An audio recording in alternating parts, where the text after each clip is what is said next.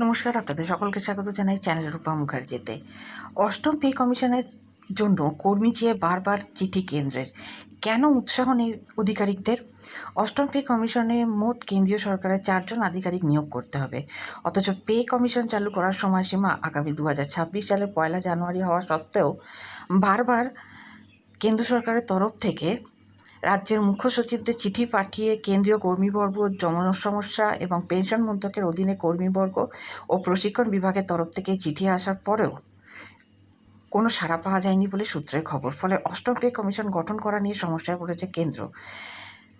প্রথমবার বিজ্ঞপ্তি দেওয়া হয়েছিল এপ্রিল মাসে, সেবার আবেদন করার সময়সীমা 21 মে থেকে 10 জুন পর্যন্ত। তারপর দ্বিতীয় দফায় সময়সীমা বাড়ে 10 জুন থেকে 30 জুন পর্যন্ত। আর এবার সময়সীমা তৃতীয়বারের জন্য দীর্ঘায়িত হয়েছে 30 জুন থেকে 31 জুলাই পর্যন্ত।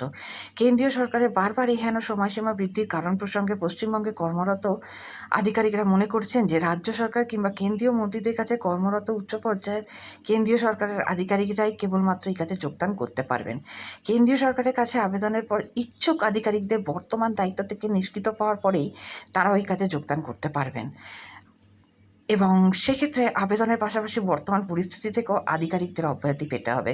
মনে হচ্ছে কোনো আধিকারিক এখনও পর্যন্ত এই পদে কাজ করার জন্য আবেদন না করায় সরকার পক্ষকে বারবার রাজ্য ও কেন্দ্র সরকারের মন্ত্রী এবং সচিবদের চিঠি পাঠাতে হচ্ছে। উল্লেখ্য, অষ্টম পে কমিশনের মোট কেন্দ্রীয় সরকারের 4 জন আধিকারিক নিয়োগ করতে হবে, অথচ পে কমিশন চালু করার সময়সীমা আগামী 2026 সালের 1 জানুয়ারি, এবং এখনও পর্যন্ত আধিকারিক নিয়োগ না হওয়ায় অষ্টম পে কমিশন আদৌ নির্দিষ্ট সময় চালু করা সম্ভব হবে কিনা সেই বিষয়ে যথেষ্টই প্রশ্নচিহ্নের মুখে রয়েছে কেন্দ্রীয় সরকারি কর্মচারী ও পেনশনভোগীরা।